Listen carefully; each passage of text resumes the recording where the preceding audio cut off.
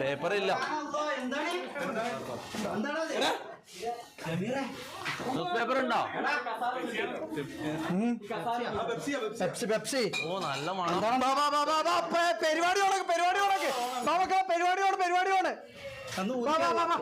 പരിപാടി ഓണായിട്ടുണ്ട്.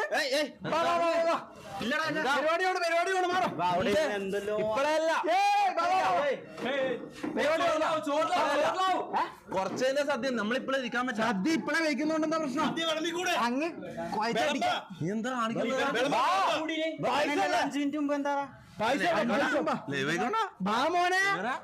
എന്താണ് അവിടെ ഉണ്ടായെന്താ?